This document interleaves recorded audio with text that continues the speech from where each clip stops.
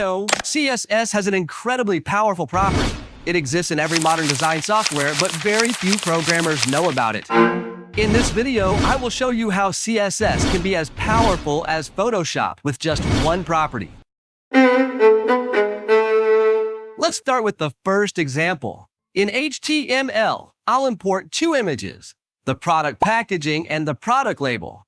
Now in CSS, I'll move the label image inside the product image, selecting the exact location where I want to print the product. Then, using the mask property with the value being the product image, I'll crop the label image to fit the product shape. And that's it. We finished printing the label on the product. Just kidding. The current result looks terrible. Let's see how designers handle this situation using Photoshop. They also start by importing two images, then drag the label image inside the product image and use the product image itself to crop the label. The process is exactly the same as the developer, but here, to make the result look more realistic, they will use the mix blend feature with the value multiply on the label. The result they get will be very realistic because the label shows the brightness, darkness, and degree of distortion of the original product. But guess what? CSS can do this. In CSS, there exists a mix blend mode property with a similar function with the value multiply. When an image is declared in mix blend mode, it will immediately create a grid system to compare it with the underlying image layer. Depending on the value, it will produce different final results. If the value is multiple, two colors in the same position will be blended together to create a different color. This simulates the brightness and darkness of the original product image. The result we get from the developer is exactly the same as that of the designer.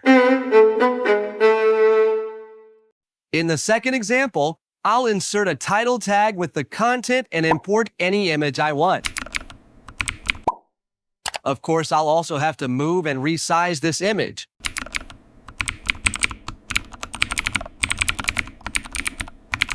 So that it covers the entire title.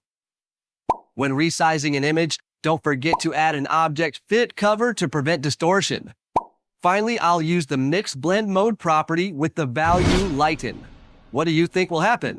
Will the colors of the two images blend together like in example 1? Of course not. In any situation when using the CSS mix blend mode property, the system always creates a grid to compare each color of the two images in the same position. But with the value lighten, the lighter color will be retained. And there's no color in the world darker than black, which is why black text will definitely be replaced by an image. As for the background, I chose a relatively light color, so when compared to the image's colors, it always appears brighter, which helps preserve its original appearance.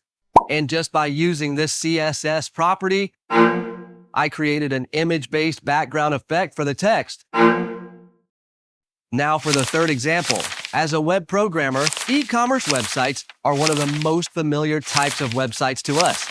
Have you ever wondered if a company that creates many product designs every day actually spends a lot of time and money taking pictures of each product?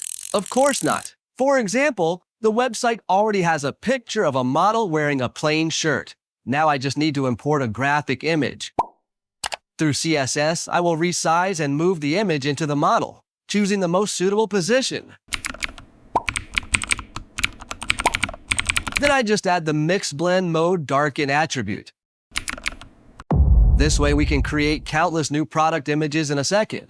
Unlike in example 2, darken will choose a darker color to retain. Because the graphic background is white, in all cases, white will always be replaced.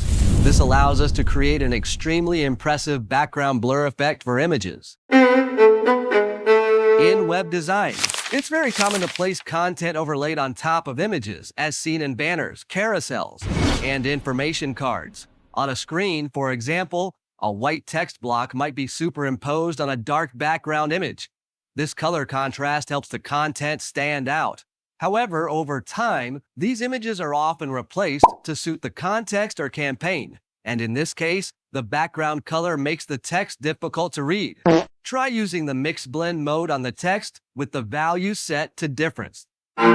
From now on, the system will use the background image's color to create a contrasting color for the text. This ensures that regardless of the background color or image, the text will always stand out within the image. This gave me another idea. When designing a banner, I would create a white circle, using the Mixed Blend Mode Difference property to invert the colors of the image behind it. Now, every time the mouse moves, I would make the circle move with it, creating an interesting spotlight effect. And of course, it works well on all browsers because it's a baseline widely available. So you can use it with complete peace of mind. But despite its powerful properties, few people are aware of its full potential. This is because we always view it from a programmer's perspective rather than a designer's.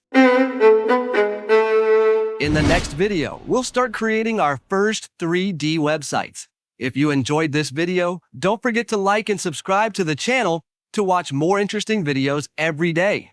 And if you have any questions or suggestions for topics for the next video, please leave a comment. I really appreciate it. Thank you very much.